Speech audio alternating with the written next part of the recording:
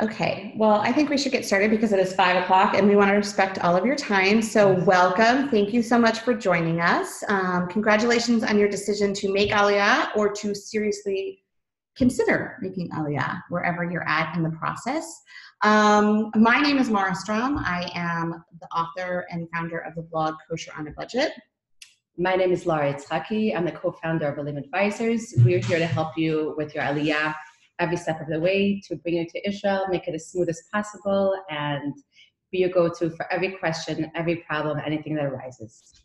So what we want to do today is to talk about the 5 most important things you can do if you're in the process of making Aliyah or deciding about making Aliyah that will help to smooth your transition. Oh shoot, hold on one second, guys. I just forgot to turn off WhatsApp. Sorry. The most important things you can do to smooth your transition to Israel. Now, there are just an infinite number of variables that will affect how your Aliyah experience is. How old you are, where you're moving from, if you have a family, where you're moving to, if you have a job. It's infinite. Yeah. And all these pieces have to work together. So what Lara and I tried to do is we tried to think about, okay, what are the 5 things that are most critical that are true for everyone, regardless of how you answered all those questions. And so what we really want to focus on today is how to smooth your transition from pre-Aliyah to klitah meaning absorption, integration within Israeli society. What are the 5 most important things you can do to set yourself up for success? Yeah, to me, I see Aliyah as one big puzzle. Everyone is very, very unique. Everyone has their own puzzle, and we're here to put the pieces together and to make sure that your Aliyah is as successful as possible. So, okay, let's jump into it. Hold on one second. I'm just going to open up a PowerPoint that I have created, and we are going to jump right into it. So we've got 5 tips. Again, the 5 things that no matter where you're at, sort of who you are, what your family situation is, job situation, whatever, these 5 things are essential to making sure that you have a smooth transition to living in Israel. There are many other things also, but this is 5 things that we picked up this time. Right. This is a 1,000-piece puzzle, my friends. At least 1,000. We're picking the 5 most important ones. Okay. So the first step is, to pack it up. How are you supposed to, one of the biggest stresses of moving, wherever you're moving, whether you're moving across the street or across the ocean, is to figure out how to move your life from one place to the other. So right. Lara, what do you see is the biggest mistake that people make when they're making Aliyah in terms of the physical move? I think one of the biggest mistakes is that people arrive with too many things. You have to remember, most of us making Aliyah moved from a bigger home to a smaller home. It's hot here most of the year. So if you have winter, all your winter wear, everything that you needed there for skiing or anything like that, here you don't really need those things. I downsized all of our winter gear. We were living in Cleveland before we moved here. So, winter. And we downsized significantly. I only brought 1 winter coat per child, and I only brought 1 hat. Do your kids ever use it? My kids never. Never. I ended up buying what I would call in America a fall jacket. Yes, a raincoat. A little bit warm inside, a little fleece. That's it. So whatever you think you're downsizing, downsize again. So this is definitely a good time to go through your house to see what you need, to see what you're going to be bringing with you. If you know where you're going to be moving to, if you know what size home you're going to be moving to, that makes it much easier to start figuring out whether it's furniture. If you have furniture that's in very good quality, the furniture in Israel is more expensive. I find the furniture in the States, especially if you're coming from the United States, it's much cheaper, better quality. So if you already do have things like beds or tables that would fit a home here in Israel, I would recommend bringing that. I would not recommend bringing the bigger appliances, the washer, dryer, oven, fridge. I do think it's better to buy them here for several reasons. So wait, when you say bringing, I just want to make sure that everyone's on the same page. Obviously, you're not going to pack them in your duffel bags. This is for your sending a lift. Correct. Okay? Correct. And I understand that there's generally speaking, there's 3 different ways you can send a lift. You can send a full container, which is 40 feet long. You can send a half container, which is 20 feet long. Correct. or you can send just a few items which they'll package up and add together, you know, to someone else's. Right. You could share a lift with other people. Mm-hmm. Correct. So again, it depends on what you have in your home. I've done live videos with clients, and they show me what kind of furniture they have, what they have in their house, and we go through room by room to figure out what makes sense to bring and not to bring. Right. When the shippers come, and you know, you can call or email Lara, and she will give you specific advice for how to set this process in motion. But when the shippers come to your house to give you an estimate, they're just going to walk through your house and say, put all these things on the lift, and then it's going to be a 40-foot lift, or put all these things on the lift, it's going to be a 20-foot lift, and then they'll tell you how much that's going to cost. And what you could do also, which I think is smart, is you can have sort of group things together, things you definitely want to bring, things you definitely do not want to bring, and then the maybes. And then depending, you may be able to bring over a few more things that you weren't sure about that you do have space for on the lift, if it does make sense. Right. But what they're not going to say to you is, that is never going to fit in your Israeli bedroom, or that is the never, doorway. Right, or that, right, exactly. So that's where it's really useful to have someone on the other side who can say to you, you know, that is or is not going to work in your home. And obviously, if you're buying in advance and you know what you're going to, or you already have a rental contract and you know what you're going to, then the answers to some of these questions will be different, which brings us back again to that like 1,000-piece puzzle, right? And everybody's pieces are a little bit different. So you were also mentioning about appliances. So that is a big question that I know I get from Push on a Budget readers who are thinking about making Aliyah, and I'm sure you hear it all the time too. Absolutely. People ask about the smaller kitchen appliances. Should they bring their KitchenAid? Should they bring their little zhuzher that for the soup? You know, all those little things. I do think those things do make sense to bring with you. If you have them already in your house, maybe even your coffee maker. Most things you bring 1 or 2 converters, and I know Mara has a great. So I'm just gonna jump in here. My husband, before we made Aliyah, did extensive research. He checked the wattage on every single one of our small kitchen appliances, and then cross-referenced it to which converter we needed. All of our kitchen appliances can run off of this Light Fuse LT3000. It's available. And when is enough? We actually bought a backup because I was a little nervous. What happens if something happens to the first one and we don't have a backup? And I think it was about $125 or $130. Okay. You can get one even that has more voltage, like up to 5,000, I think. But he did the research. He looked on the back of the appliances. If you email me, I can put you in touch with my husband and he'll tell you how to do that. I have no idea. But the point is that we brought everything with us. Your small appliances? Of our small appliances, with the exception of things that needed to run on a specific clock, because there's something about like the timer, I don't understand, but something about the timer mechanism. I will tell you that running your appliances off of a transformer, off of a converter like this, will reduce their life expectancy. We brought with us a 7-year-old Keurig, and it lasted for 1.5 years, and it just very sadly died. So we have a lot of K-cups and nothing to put them into. But all of our other appliances are still going strong. But just keep in the back of your mind that they won't last forever. The reason we bought them, I'm sorry to keep going on and on about this, from a budget perspective, is because I know that those appliances to buy are here much more expensive. Are 5 times the cost. So I said, okay, I already own it. Even if I sold it in a garage sale, what am I going to get, $50? I'll bring it with me on my the lift. 1.5 years that you got here. And hopefully even longer. And then we'll decide, do we really need another Keurig? Which so far we have not gotten. My sweet husband is drinking instant. I drink tea, so it's not relevant to me.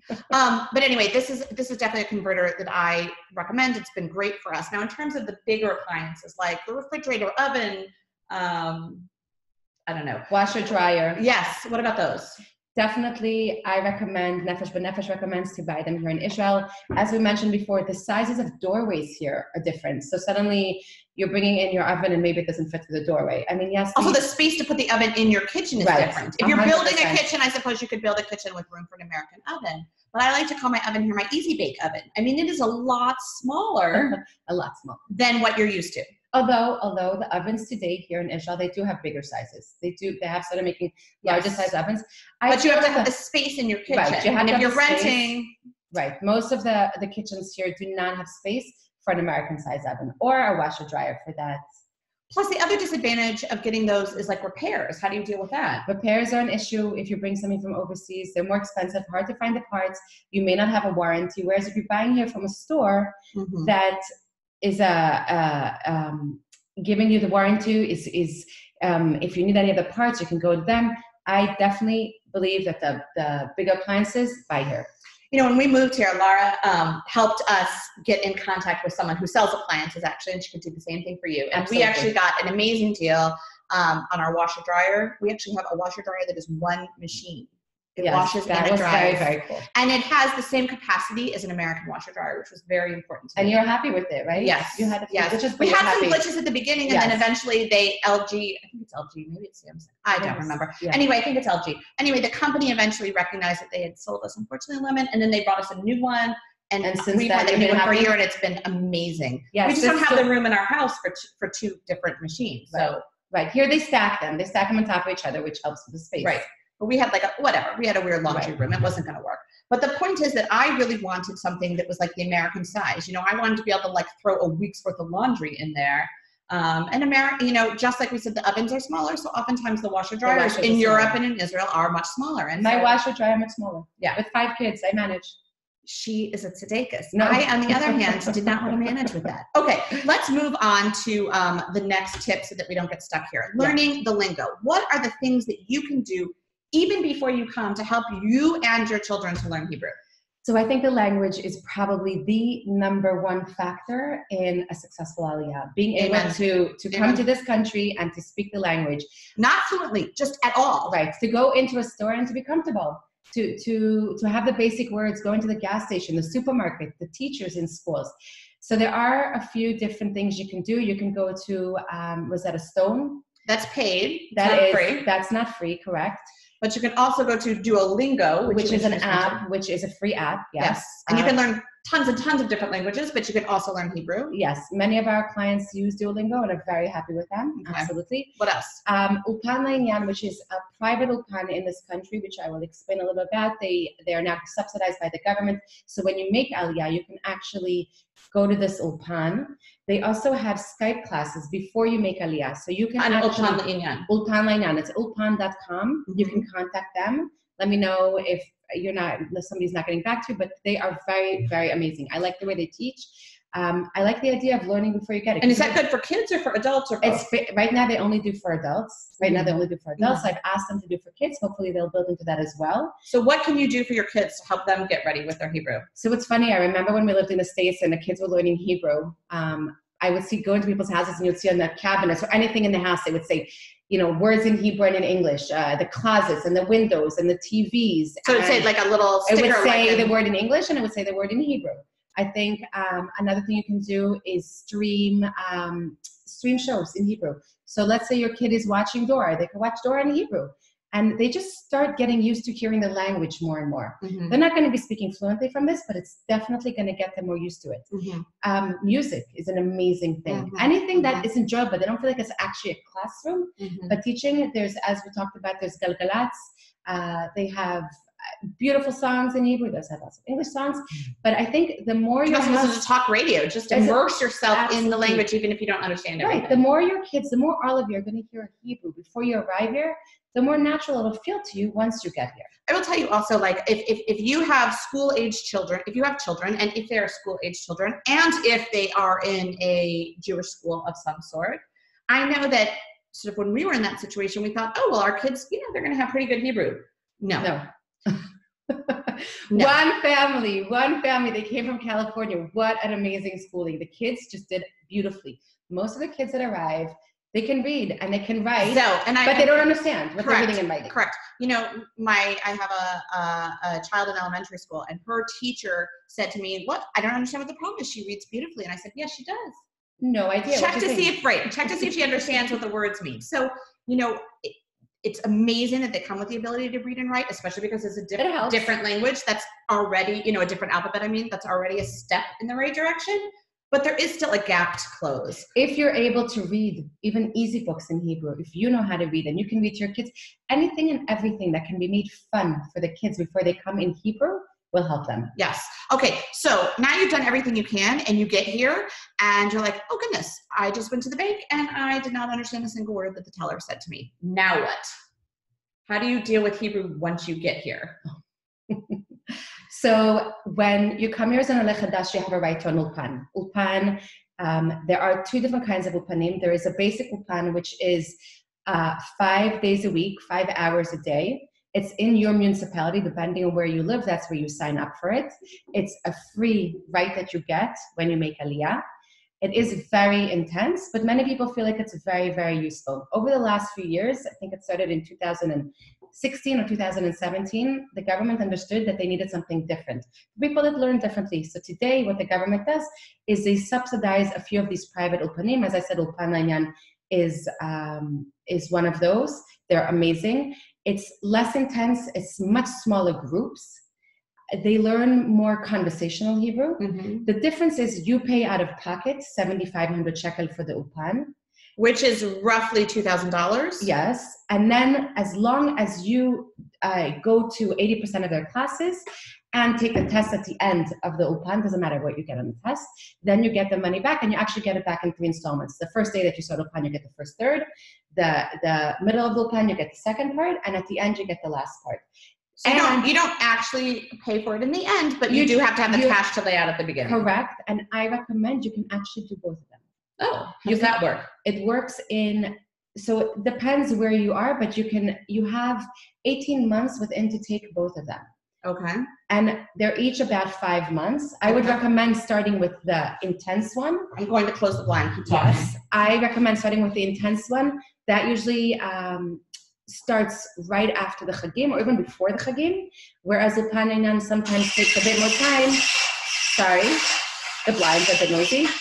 A bit more time to get a group together because it has to be by geographic location and also by your level. So sometimes it takes a bit of time to organize these groups and to get them together. But again, you can do both, and this is your right. And I think if it's possible for you, some people say, well, how do you do this? I have to start working.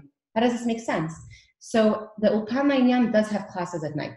Okay. They do sometimes have classes at night or in the afternoon, so that can definitely help. Okay, so this is sort of the technical details that she just gave you. I'm gonna kind of jump in, if you don't mind for a second, and talk about sort of the mentality for success that is needed. And this is just based on my own experience, my husband's experience, and then the experience that we've seen of, our friends and what helps to make community members that we've seen, in terms of making Aliyah. So I will just tell you that when it comes to learning the language, I actually made Aliyah twice. I did 3 times. We are such overachievers. The first time I came, I was single. Right. Not indecisive, not unable to we are overachievers. Okay, so the first time I came, which was in 1997, I was single. I was in my 20s. Don't calculate how old I am now. And I had a part-time job, which I was able to do in the afternoons and the evenings. And I did the first kind of Ulpan that Lara just described. It was 5 days a week from 8 a.m. to 1 p.m. It was very intense for 5 months, but my Hebrew improved dramatically. I came in at a level Gimel, and I finished at a level Hey or Vav. You already started at a good level. It was decent. I had spent some time in Israel before. Okay. That was the only option back in the olden days, and it was intense, but again, I got so much out of it. Now, I still had a lot of Hebrew to learn. I mean, a Hey or Vav level is proficient. Yes. Certainly. Yes. But I would not say that I was comfortable when I was then got a job and I was working in Hebrew and going to meetings I could kind of handle. I would always write my notes in English. If I had to write letters in Hebrew or any kind of, in other words, there was still a gap. I wouldn't say, my husband likes to tell people I'm fluent. He actually is fluent because he was in the army, which is a whole nother way to gain fluency. Yes. But, I still feel like, wow, I'm much better at speaking the English than I am at speaking the Hebrew. Mother tongue. Yes, mother tongue. Always be. But that said, what I want to talk to you about in terms of mentality is that oftentimes, especially people who are not coming single with the time, if they're coming with a family, or maybe they're older, or they're coming right away into a job, and they'll say, oh, well, that can wait, or I don't have time to do that right now. Or let's say they're coming with kids and they don't even have a job right away. But the needs of helping your kids adjust to living in Israel can be kind of like a lot at the beginning, and you focus on that and you don't focus on your own Hebrew. I would urge you, implore you, beg you, plead with you to make your own language acquisition a top priority, because this is a skill that is necessary for the rest of your life if you're living here. And for every little piece of your life here. Yes. From the second you wake up in the morning, you're getting WhatsApps and texts, and sending maybe your kids to school, and going to the store, and going to the post office, and speaking to the electric company or the gas 100%. company or the phone company. 100%. Every part of your life is in Hebrew here. And unfortunately, people... Not necessarily your social life. In other words, I Right. speak English 95% of the day, and I write my blog in English, and so I don't have that on me, but you're absolutely right. I'm in all of my kids' WhatsApp parent groups, and if I every single time had to Google Translate what the WhatsApp message was, it's so inefficient.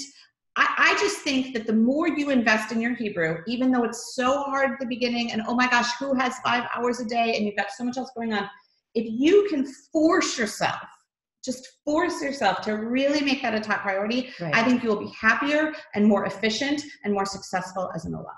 And more comfortable in your life here, not having to have other people doing things for you. Yes. And I think it definitely is a mentality to say, wait, a lot of people today make Aliyah to neighborhoods that are very, there's a large Anglo community. But again, like Mara said, so that could be your social life, but then you have to go out of that community.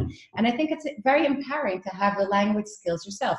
So it might take time because you might have to get you and have to, if you are coming as a family, help your kids adjust. And that might be your number one priority. But I do think that number two is gaining that language, being 100%. able to walk out and to speak, not having someone else with you, but you doing it yourself.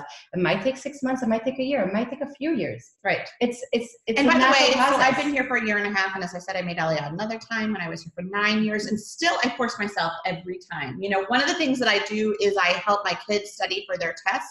So Amazing. I'm reading their history textbook with them. I mean, my vocabulary is expanding so much from reading these high school history textbooks in Hebrew. And I force myself to listen to talk radio at least 20 minutes a day, even though it's like nails on a chalkboard for me. Reading kids' books to your kids before they go to sleep. Yes. It's an attitude. It's to say, you know, I could maybe survive here in English, but no, why would you want to? Come here, take the time, but then really make the effort to speak the language that here is spoken. And one last thing, and then I promise we're going to get off of our soapbox because I know we are up on one. I would just encourage you also that when you make this investment, it may seem selfish, like, oh, I'm taking all this time for me and I need to help my family with their, you know, integration into Israeli society. This is going to help your family. It will pay long-term dividends. Absolutely. 100%. Absolutely. Your kids will be more fluent than you anyway in a few years, but at least you can, you know, not be embarrassed when you have to write a note to their teacher. Or we'll embarrass them anyway. Well, we'll embarrass somebody. Okay, moving on to tip number 3. Thank you guys so much for your patience with me on that. Okay, tip number 3 is to get connected. Now, we're going to talk about utilities and also internet and phone. We're going to go through each of those, but I will just tell you, when I made Aliyah the first time in the 1990s, I didn't even have a cell phone. Like, I mean, very different. Nothing. I was like writing aerograms to my family still to like communicate to them. I didn't have a phone, computer, nothing. Okay, so what do you need to do in order to set yourself up so that you're situated in terms of those things? Right. So the biggest things that you need to work on right when you get here is the utilities. If you're going to be renting a home, when you get here, there's a clock for the electrical, the electricity, the gas, the water. They each have their own clocks. A meter. It's a meter. Thank you. Yeah. A meter. A clock. You were translating from Sha'on. Yes, correct. You take a picture of that. You make sure that you know the date, whatever date it is, what the number is of that gauge, of that clock, of that meter, and what the actual number is on that. And you need to call the company right away and make sure that the bill is now going to be on your name. And what does this avoid? Not having to pay maybe an open bill of someone that lived there before you and that hasn't finished paying their bill. So they open up, which has and does happen on occasion. All the time. My neighbor came here and moved into her home, and then she got an electric bill, and it was for 3 months before she had moved here. And go fight with the electric company. She had no idea. She could hardly, actually she spoke a pretty decent Hebrew, but she couldn't deal with it. So she ended up paying, I think, 2 or 3 months extra of electricity that she wasn't even here for. So that's one big thing to make sure to do. And I just want to stop and interject here that this is one of the things that Olim Advisors actually does for you. They take care of all this bureaucratic hassle with all your with all your utility bills, so that you don't have to do it. And then once it's all set up, they sit with you and they take a bill and they explain to you what each piece of the bill means and what you need to do about it, which is amazing because you know, you can't exactly Google Translate your electric bill. It's so hard. Clients write me all the time. Is this a bill I need to pay? Did I pay this bill? What's going on? It's hard. It's overwhelming. It's definitely overwhelming. One of the biggest things that we do, which has to do with connected, and as Mara said, 20 years ago, who was connected to anything? But today we're so used to being with the internet and we have to have it every second of the day. We set up a system where we actually connect you before, or we set up an appointment for you to get connected the day after you land. So we do a conference call with an internet supplier here in Israel and with you in the States or wherever you are. And then that means that the day after you land here, as long as you have an address and you know where you're going to, the technician arrives the next day, knocks on the door, and sets you up with internet. So you get here Wednesday, Thursday morning, you have internet. Correct. Okay. So just imagine coming here in August and it's hot and the kids don't have what to watch, and what that could mean for you. So that's very important. Very important. No one has patience to wait for anything. And the most important thing of all in terms of getting connected is obviously, yes. So what does that look like? What recommendations do you have for people for their phone? Right. So it depends on where you're going to be living. Different companies here have different areas that are stronger, less strong. Today, actually, when you land, you get a temporary SIM card, which is unbelievable.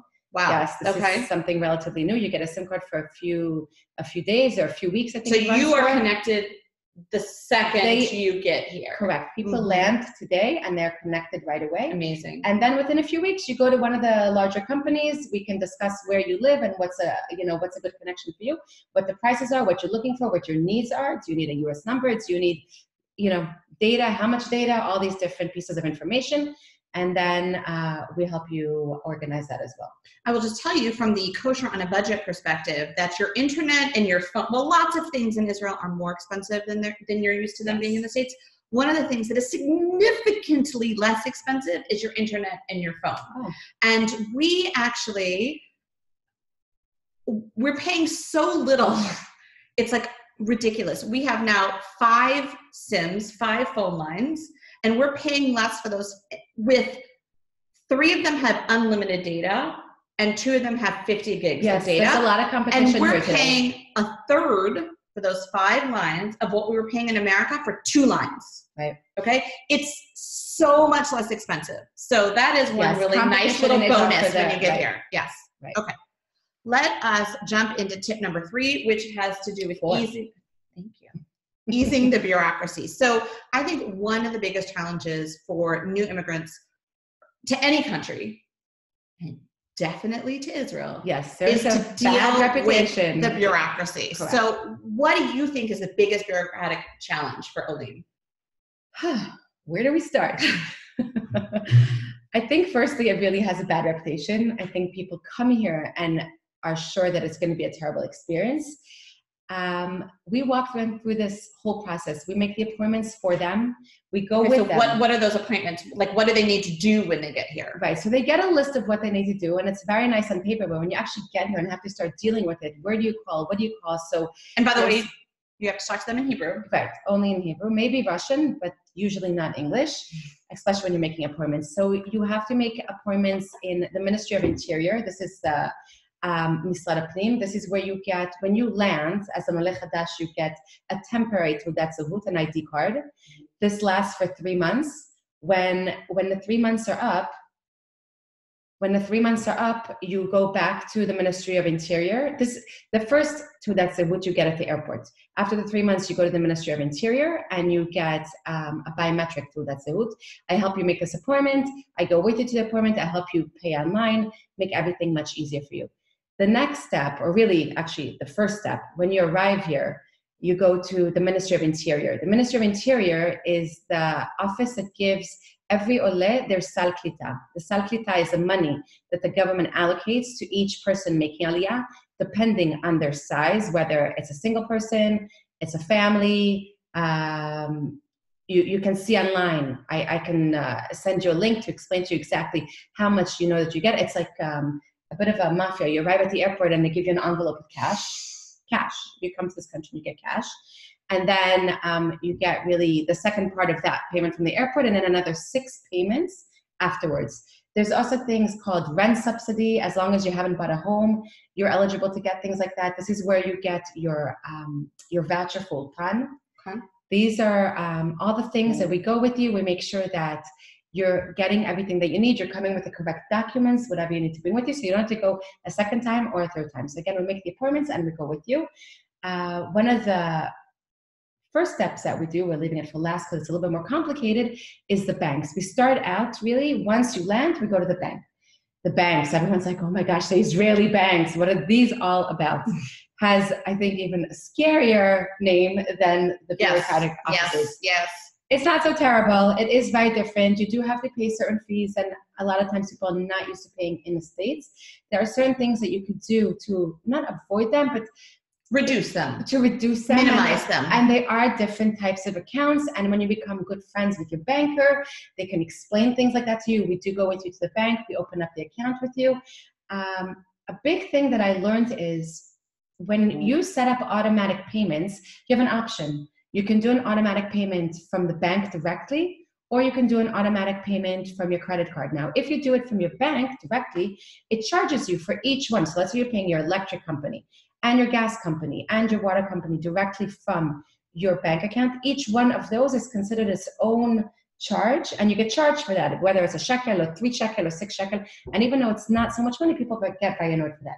The way to get around that is to have all of your automatic payments. So if you're automatically debiting your electric bill and your water bill and your phone bill, each time that happens, the bank is charging you 3 shekel. Or whatever every it is, single depending month. on the bank. Correct. I see. Correct. So how can you get around that? You can have all of your bills automatically taken out of your credit card. And then your credit card is a one-time, what's the word? Fee. Right, not fee, but it's a one-time, it comes out one-time bank charge. So in other words, instead of saying to the electric company and the phone company and the internet company and whatever out of the bank take it out of the directly, say take it out of my credit card, and then when your credit card, and we'll just very quickly mention that credit cards are actually more like what you're familiar with of debit cards in America, meaning that you don't have to pay it every month. Once you owe money, it automatically gets deducted from your bank account once a month. Right. So if you've spent 10,000 shekels on your credit card on the 15th of the month, if that's the date that you've selected, the bank will automatically give the credit card 10,000 shekels, Correct. And your balance on your credit card will go back to 0. Correct. And if 1 or 2 or 10 of those charges are from the electric company and the phone company and whatever on your credit card, that's part of the 10,000 shekels, you'll still only pay once to the bank instead of once for each of those times. So that's a great tip. Yeah, absolutely. And I would imagine there's lots of other tips like that you can. Correct. I definitely would encourage people to go on some of the Facebook groups as Living Financially Smarter. That's an amazing one. Lots of banking tips there. I am not a banking expertise, but you can certainly help them sort of like overcome that initial bureaucratic hoop. And one of the reasons that, I don't know if you mentioned this, I'm very sorry, I was getting a text message while I was on, sorry. One of the reasons that this was so important to set up that banking first is because in order to get all of your benefits, they need to come into your bank account. So you can't. The government benefits have to go into an Israeli bank account. So you need to open a bank account and then start the process of going to the different offices in order to have the government giving you your sal klitah. So here's what I'm getting out of this, right? There are certain steps that you have to go through in order to check all the boxes. Now, probably somebody somewhere will give you a list and say, these are the steps.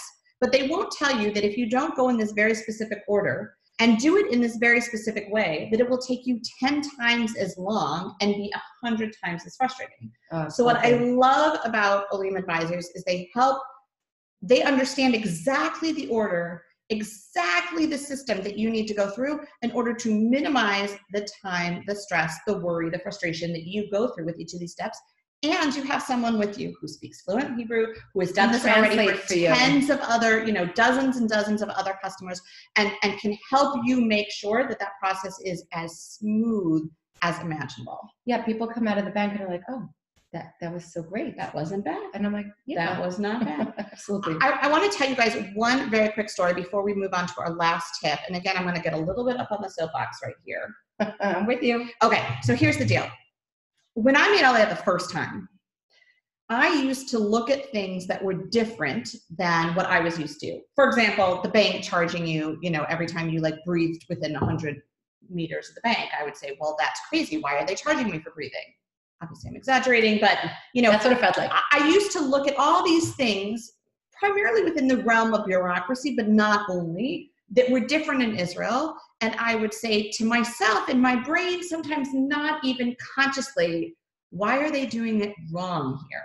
Right? That my bias was that what I knew from America was right, and what they were doing here was wrong. Now, first of all, it's not so nice that I did that. But second of all, what this caused was a lot of constant frustration, because it wasn't just that I was encountering this thing that was different. I had already determined that this thing that was different was bad. And then that made me feel bad about being in this place that was bad. I mean, it was just a very vicious cycle. It's what we talked about before. It's about the mentality. Absolutely. It's definitely the mentality. I love how Mara said to me once, it's not Americans and Israelis, it's English speakers or Hebrew speakers. And it's just the way that you look at it. I agree with you 100%. Right. So I have a very good friend who is super, super bright. And she and her husband is also super, super bright. They're Israelis, native-born Israelis. They do have English-speaking parents, but for sure they are full Israelis. They went to, after law school here in Israel, they went to America for 3 or 4 years to get an advanced degree in law and also to work a little bit. And this good friend of mine was, I mean, this was a long time ago when they used to have the TV guide, you know, like in the newspaper. Yeah. Mm-hmm. Okay.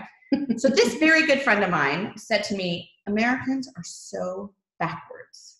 And I said, what are you talking about? I mean, fluent in English, as bright as you can be. She says, they're just so backwards. The way they do the TV guide is totally wrong. Okay, this was a complete light bulb moment. Let me tell you what this was about.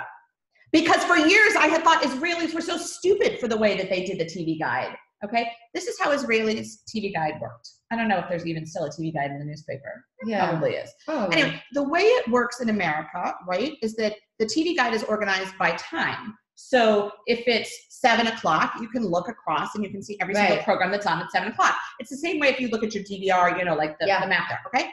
The way it's organized in Israel is by channel. So you may have a 4-page TV guide spread. Who's right? Okay, and if you want to know what's on at 7 p.m., you have to look at every single channel and find the 7 o'clock under that channel. I thought that was the most backward system I had ever heard, and it drove me bananas. And then my dear friend Nomi went to America, and she said, the American system is so crazy. I said, what are you talking about? It's so much better. And she said, no, because the way it's organized now, I go through each channel, and I circle the things that I want to DVR, and then I program my DVR. Okay. Different worlds, different culture, different mentality. Is that what you know is normative, right, and therefore you build up systems and expectations around what you know to be normative. So what I want to, again, on my soapbox, encourage you, especially in terms of bureaucracy, because I realize this is a major sticking point, and I'm not going to say I'm impervious to it. It gets me sometimes too, but is to remind yourself that it isn't wrong, it's not bad, and it's definitely not stupid. It is just, in capital letters, the word just, very different than what you are used to.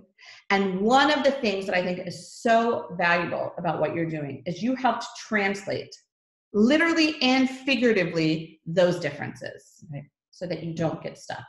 Absolutely. Okay, I'm off my soapbox, no more soapboxing. Sorry. Okay, the last tip we want to talk about is getting covered, yes, and health insurance, and how do you select the right medical coverage for you and your family if you're coming for a family. And this is so important. I mean, please God, you should be very young and healthy and live, you know, to be 120. But whatever your situation, especially if you're coming with children, or if you're older, or if you have a medical condition, like how do you make sure that you have a smooth transition in terms of that piece of things? So what happens is today, when you actually land in Israel as an Oleh Chadash, you decide, you sign up at the airport already for one of the 4 health insurances. So that means you need to know beforehand what you're signing up for. Okay, so let me just jump in for a second in case you're like, the who?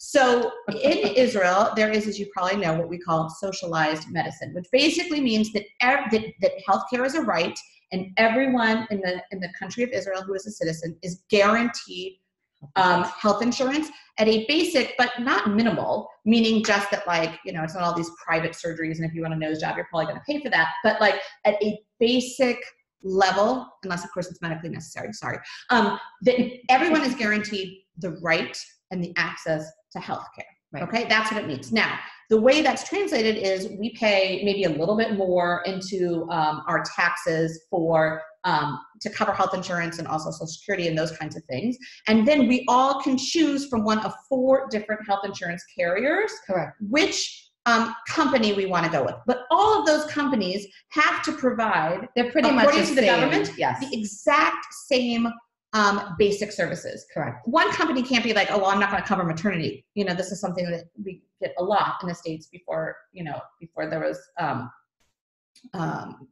Obamacare. Before then, you wouldn't necessarily be guaranteed access to maternity coverage. Here, all of them have to all provide across the board are pretty much the same level of services. Right, That's covering the same medicine. Okay, so right. if that's true, then what's the difference between the one and the other? Right. So the difference, one of the main differences is it's where are you moving to? So the geography is a huge factor. Every area in Israel is stronger in just like what you said with the cell phones. Correct. So what does that mean? You'll have a neighborhood. You can take Modi'in or Jerusalem or Tel Aviv or Ra'anana, and in that neighborhood is to find out which one of the four is the strongest. And what does it mean by the strongest? The biggest presence. So that means they'll have the most options of all types of doctors that you may need, whether it's pediatricians, family doctors, OBGYN, specialists, laboratories, pharmacies, right. All of that. They'll have more of them. Right. And again, you need to know that before you make Aliyah, you need to know what you're going to sign up for, because when you get to the airport, you're going to sign up. And how do you know that? Right. So how do you figure that out? So if you let me know, I work out with the clients where they're coming from, and then I speak to the Ministry of Health, and I ask them, what is the best option here? And then it depends. Obviously, do you have special medical conditions? Is there anything out of the ordinary that you might need help with? And then we do research to figure out what's the best option for you and your family. And sometimes, I think that where we live, there's two, maybe sometimes three there could be two that are, yes. equally strong. Right. So when you're looking at that, another factor is how many doctors are there that speak English, that are fluent in English? When I go to the doctor, or when somebody goes to the doctor, even if you've been here for years and you can speak medical terms, is just this whole nother world. And you want to make sure that you're understanding That's right. what the doctor's telling you. So it's very important to make sure that the neighborhood you're going to, that you make sure that there's dentists and pediatricians and family doctors that do speak English. Okay. Definitely. Okay. And that's something that you can help people figure Absolutely. out. Okay. And then there's other types of insurance beyond this basic package that everyone is guaranteed to. So how does that work? Well, what it is in those four packages, there's different levels. Okay. So the basic level, everybody's guaranteed. So these four health insurances, you've got the four health insurances. It's Maccabi, Klalit, Meuchedet, and Leumit. Those are the four options. And in them, there's levels. Like, for example, we're in Maccabi, so there's a regular Maccabi. I'm in Maccabi too. Maccabi Zahav, there's Maccabi Sheli. And what do those actually mean? Each one has an added different thing. So why did we change? We were originally Maccabi Sheli, and we changed to, we're Maccabi Zahav, and we added on the extra to be Maccabi Sheli, because we added one of our daughters needed braces, and if you added that extra monthly, I think it was maybe 40 shekel a month, then her braces ended up being 50% off. 50% off. Yeah. So instead of 14,000 shekel, it was 7,000 shekel, which is a big difference. You do have to calculate how much more you're paying, and does that make sense for you? If you have anyone in your family who wears glasses, especially children under the age of 18, I strongly encourage Maccabi Sheli. Right. Or whatever that level is Maccabi Zahav, you can also that get. covers glasses. Yes. Because my kids get a pair of glasses for free every single year. Also with the dental, I just found out that if you have this higher level, for example, you get 2 preventative care visits a year and cleanings, whereas if you don't, you get 1. So it's a little bit more for the adults. Again, this is going to vary depending, and we don't want to get too into the weeds here, but I know that as an adult, I'm paying something like 140 shekels a month for this extra coverage. My children are 40 shekels or 38 shekels each a month. Right. So for them, that was a no-brainer. We went ahead and signed up for it. One very important thing that I think people need to know about with the supplemental insurance is go ahead and sign up for it immediately for the extra when you get here. You can always cancel it. But what happens if you don't sign up for it immediately? You have to wait 6 months. Right. They'll say, great, we're going to start taking your money, but you will not get any of these services paid for 6 months. So what does that mean? In other words, when we went to this switch from one level to the next for our daughter for braces, we had to pay, like you said, but wait 6 months. So start with the higher, if that makes sense for you, if those are your needs or your family's needs. And then if you want, it's much easier to cancel. Yes, that's right. And again, it's not that much money. No. For the 3 kids, I was paying, 120 shekels a month, which is like total. $30 Yeah. total. Right. Total. It's like $30 a month. I mean, I used to be spending $2,000 a month on health insurance. So I was like, I'll pay $120. Right. It's still money, but it definitely isn't what's in the States. And then because you're making Aliyah, so they don't make you wait. They grandfather you in, and they don't make you wait for that 6 months. Okay, so then there's one other level of insurance, which I hear a lot of people talking about, and I know that I myself need to investigate more, and that's private insurance. So I actually want to bring somebody and do a webinar with her. I actually have her speak. She's very happy to speak for free in front of Olim. A few years ago, my father was sick, I'm gonna have to go to that. And then, yes, definitely. And then passed away. I came back to Israel, and I told my husband, we have to get this extra insurance. It's a private insurance. Before we were talking about was, as Mara said, the subsidized government insurance, which covers a lot. And I can send you links for each one to explain what it does cover. But there are things on top of that that are not covered. Now, what are two major things that are not covered? There's something in this country called sal trufot, which means your medicine basket. And that means a basket here just is referring to like what is guaranteed by the federal government. Exactly. That's going to be covered. Type of prescription covered. This and type when of it's medicine, covered, that means that you're paying about like, I don't know, 5 shekel a month. Something very, very minimal. Minimal. But if you're taking a medication, if you know you're coming here before, and I've had clients that say to me, listen, I'm taking medicine X, Y, and Z, is it covered? So I speak to Misrad Habriut, and I ask them. That's the Ministry of Health. The Ministry of Health, thank you. And I ask, is this covered? Now, if it's not covered, it is worth doing this private insurance. It's not expensive. It could be $10, $20, $30 a month. And it covers up to a couple hundred, depending on what level of care you get. Right. So, yes, I think we're, for our whole family of 7, are paying about 300 shekel a month. Wow. Yes. Now I have to actually check, because at the time when my husband did this, I was not really focused on what it is, but it's definitely something important. Another thing that it covers is that if you have to have any sort of surgeries that are not covered here in Israel, then if you need a life-saving surgery, that's covered. Correct. Right. The one thing I know, right. So Correct. In Israel, it's a relatively small country. Yes. So if you need, God forbid, a transplanted organ, the ability to get one is maybe a little bit lower than it would be in another country where there's more people who are, and also there's, sort of still a stigma about donating. Anyway, lo mashana. The point is that if you have this private insurance, you can actually travel abroad to have a transplant. And and that whole process, including the surgery, including the flights, including the hotel for a caregiver, is covered. It's very important to research the companies and to research who actually pays out, which we did do the research, and I'm happy to share that with you and send you information on that. But it's an extra insurance that I think is very important to have for most of us. If you're coming in with any sort of like condition or need, I would say probably you want to start researching that in America or wherever it is that you're coming from. Right. If you're not, I would say, you can probably wait and say that's something I'm going to do after 3 months or 6 months or whatever it is, but don't let it go for too long, and definitely put it on your radar. Okay, so the last thing in terms of getting covered in health insurance is definitely bring all your medical records with you. Make copies of them. Have everything for all your family members. Make sure you have them with you. Your vaccines, the vaccine records for all of you. Here, things are a little bit different with the vaccine, so make sure that you have that with you. Yes. And the last thing is, let's say you're taking a prescription drug already that you have to take. Right. I would recommend bringing 6 months worth of that prescription, because you don't know how quickly. Sometimes when you have to get an appointment with a doctor who's not just a general physician, it might take you a good few months to make the appointment. And imagine you get here, you're figuring things out. Bring 6 months to be safe. And even if you can get the appointment immediately, there's a lot going on at the beginning. So just one less thing that you feel like, oh my gosh, I have to do this immediately. Right, absolutely. Okay, so now I want to give Lara a second to talk specifically about, we've sort of mentioned it throughout, but what Olim advisors, the specific kinds of services that you provide, and of course, why that would be a benefit to you. So we have 3 main packages. We have something called the pilot trip package.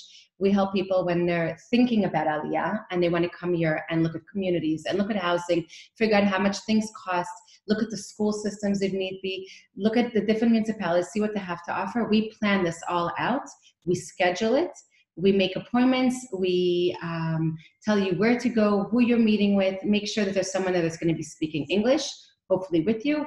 If need be, we may even join you an appointment or 2, and really give your schedule. You're coming here to make sure that you have figured out the best option for your family, where you want to live, and what has the best facilities for everyone. I will just to interrupt you for a second. I have a lot of friends who come on pilot trips, and they were 100% certain that they were going to move to one community. Yes. And after being here for 2 weeks or 10 days or 7 days or whatever it is, they're like, wow, that would not have been the right choice for us. Definitely an important step to come on a pilot trip. You're moving your whole life to a different country, to a different culture. So it is expensive. It is a flight. It is time to spend overseas, but I feel it's so necessary. It's so necessary, especially if you're not coming as an 18-year-old or just by yourself. You're coming with a family, or you're older, and why should you come here and have to make decisions again and again and again? So come for a short period of time, come for a week, come for 10 days, come for as long as you can, and look around. And what does that cost? Like if I said, oh, can you set up my trip for me? Oh, the 1,000 pieces, Mara, the 1,000 pieces. You know, it depends how much is a flight and where you're going to be staying. You're staying with family, you're staying with friends, you're staying in a hotel. What are you going to be eating out 3 meals a day? You know, it's very hard to say. My package itself, is that what you're asking? Sure. The package itself is $1,500. It entails. And you will do what for that $1,500? For that $1,500, we have as many phone calls beforehand, emails back and forth. And then we set up all the appointments, the schedules for them with the guidance counselors, the principals, the different schools, the Olim coordinators in different communities. We talk together, we brainstorm about what you're looking for. What about real estate agents? What if I want real estate agents? Yeah. Absolutely. Meet with you, show you around, explain to you. What if I want to find out about buying a car? Oh, I can definitely give them information about that. Okay. Absolutely. Okay. So anything that you could need, yes, in advance, cars, yes, to have set up, you will organize that trip for them. You will create the itinerary for them. Correct. You will schedule the meetings. If necessary, you will go with them to the meetings. Correct. And then that way, at the end, you can sort of check in and say, okay, what do we, where do we go? Right. Where do you stand now? What's the next step? You've made your pilot trip, and then you decided that you want to make Aliyah. Okay. So we have 2 packages that are our next packages. We have our VIP package, which is a package that starts the day you sign up. It could be a year before your Aliyah. It could be 18 months before your Aliyah. And it lasts until 6 months after your Aliyah. And we are with you every step of the way. We're there to guide you, to answer any questions, to do research for you, whether it's about housing, schooling, banking.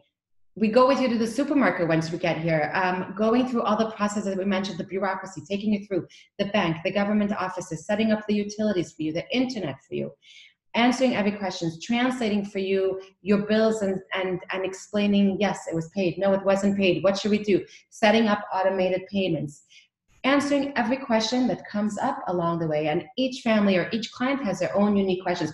How do you bring a pet? Should I bring this with me? Does this make sense? When's a good time for us to come? What should we do with our kids during this period of time? Should we sign them up for something called chugim, which is after school activities? What options for schools are there available? What communities may be good for us? So this is everything that we do. This is called our VIP package. So again, it's the day that you sign up until 6 months after your Aliyah. So it's everything to get you here, and then it's everything to ensure that your transition is as smooth and as comfortable and as easy as possible. Okay. And as you feel as adjusted as you can 6 months after Aliyah, everything is settled for you in the sense of the government appointments and the utilities and everything like that is all set up. All the bureaucracy boxes have been ticked. Absolutely. Okay. The next package we have is the all-inclusive, which is also the day that you sign up until 12 months after Aliyah, whereas VIP was 6 months after Aliyah. And it also includes extra support. So again, you can sign up a year before your Aliyah date. We encourage you to sign up early. The more you plan, the better chances of you having a smoother, easier Aliyah and klitah. And it lasts for 12 months after your Aliyah. And it also includes in it planning for you a pilot trip. Okay, so let's just talk really quickly about what those prices are, and then everybody can see that they get a $180 discount if they mention Kosher on a Budget, KOAB, when they contact Lara at olimadvisors.com/KOAB. So what do those 2 packages cost? Okay, so we said the pilot trip, so that costs $1,500. Okay. The VIP package is $3,300. You're more than welcome to spread it out over several payments. Okay. The only thing we do ask is that it's paid by the time you make Aliyah. Okay. And the last package, the all-inclusive, is $4,300. Those are 3 So basically, packages. if you were to take the VIP package and a pilot trip, correct, you're essentially saving $500 by signing up for the all. Yeah, I know, that's Kosher on a Budget math for you people. You're essentially saving $500 with the all-inclusive package. Now, what happens if I book you because I want to come on a pilot trip and I'm not sure if I'm making Aliyah, so I haven't yet done the all-inclusive, and then I do decide to make Aliyah? Right. So I just have clients doing that, and then we deduct the $1,500. Great. And you'll go ahead and move me over to the all-inclusive package. Absolutely. Okay, great. Okay, so again, you want to contact oleumadvisors.com/KOAB and mention Kosher on a Budget. So we want to take the next 5 minutes until 6 p.m. So we'll have gone exactly 1 hour. I'm very proud of us, to answer any questions that you may have. And if anything else came up for you, as you're going, you can go ahead and ask a question in the Q&A box. I see that we have one question here. Hi, Jonathan. How are you? So he asked, can you pay your bills with a U.S. credit card? Yes, that's a good question, Jonathan. Some of the companies let you and some do not. It depends. The utilities are not the same across the country. Okay. The electric company is the same. The gas companies are not, and the water companies are not.